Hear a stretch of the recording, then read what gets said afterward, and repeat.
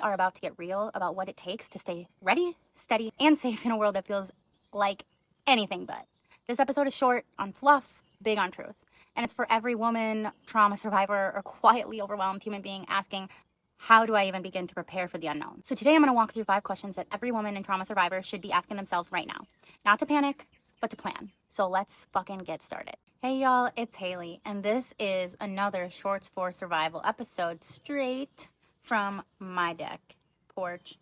We've got special guest doggos around here. You may hear them, maybe not see them. I'm also featuring my beautiful monsters. They love this humidity. All right, we are about to get real about what it takes to stay ready, steady, and safe in a world that feels like anything but. This episode is short on fluff, big on truth. And it's for every woman, trauma survivor, or quietly overwhelmed human being asking, how do I even begin to prepare for the unknown? There's a lot happening right now. The political climate is vital. There's active war overseas, on and off. Supply chains are fragile. Stock market's up and down. And every day it feels like another right or resource is on the chopping block. This episode isn't about fear, it's about strategy, it's about self-respect, it's about reclaiming your right to feel safe, even when the world feels like a storm. So today I'm going to walk through 5 questions that every woman and trauma survivor should be asking themselves right now. Not to panic, but to plan. So let's fucking get started. Question 1. If I had to leave tomorrow, what would I actually need? If you had to leave your home tonight, no warning, just gone, what would you take? This isn't about perfect survival. This is about survival. And your survival isn't a one-size-fits-all. So start with your non-negotiables. Examples, medication, IDs and health information. And if you can, have paper copies and digital copies. Cash, keys, emergency contacts written down, charger and power bank. Consider solar powered even. Hygiene essentials. And this includes period products. Comfort items. If you're dealing with anxiety, PTSD, or dysregulation. And then think beyond just you. If you have kids, pets, or others depending on you for survival, consider diapers, formula, meds, school information, pet food, leash, vet records, copies of legal paperwork or care instructions. If you live with a disability or a chronic condition, also consider mobility aids you will need, assistive technology or service animal supplies, backup plans for power outages or medication shortages, or if you can't find a refrigerator for your medications. You don't have to have it all figured out, but you do need to start somewhere. So if the power cut out and you had 10 minutes to leave, what would you reach for first? What would you wish you had ready? Start there. Question 2. Who's actually safe to call if things go sideways? Not everyone you love is safe in a crisis. Please let that sink in. So who would answer the phone at 3 a.m. if you were panicked, trapped, or stuck? Who has access to a car or other transportation methods? Who knows your situation, your triggers, your needs, your story? Your safety net might include a trusted friend or neighbor, a local women's shelter, a mutual aid group, an online community you trust, a domestic violence hotline or text line, your pharmacist or doctor for med access. Start by writing down 3 names. If you can't come up with 3, you're not alone, but you deserve to have those people. Start identifying who could step into that role, even if it's temporary. Question 3. If communication systems went down, how would I find my people? What happens when the Wi-Fi's out, the towers are down, or there's no power? No text, no location sharing, no calls. This is where it gets real. So let's start planning ahead. Choose a designated meeting spot in town and another outside of town.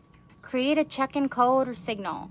Write down addresses and phone numbers. Yes, on paper too. Share plans with at least one person by letting them know if something happens and I can't reach you, I'll head here.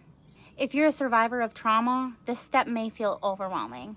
You might be scared no one will come looking, but planning for that still puts power back in your hands. If your phone battery died and you had 5 minutes to get to safety, where would you go? And who would know to find you there? Question 4. What does safety actually look like for me? We throw the word safe around a lot, but for trauma survivors, safety is specific. It's personal, And for some, safety is a locked front door. For others, it's access to your medications. It might not mean having to live with your ex, or knowing you can call 911 without fear, or sleeping in a car with your pet but knowing you won't be screamed at. This question isn't about what looks good on paper, it's about what keeps you regulated, protected, and able to breathe. If everything else was stripped away, no job, no phone, no routine, what would you need to feel safe, to feel okay? Think about it. Honor your real answer, because that's your baseline. Build from there. Question 5. What kind of future am I preparing for, whether I realize it or not? Most of us don't feel like we're preparing for anything. We're just getting through the day, surviving the next headline, responding to what's in front of us, but whether you're making conscious moves or not, that's still shaping your future. It's not about having a 5-year plan, it's about recognizing what you're building toward, by choice or by default.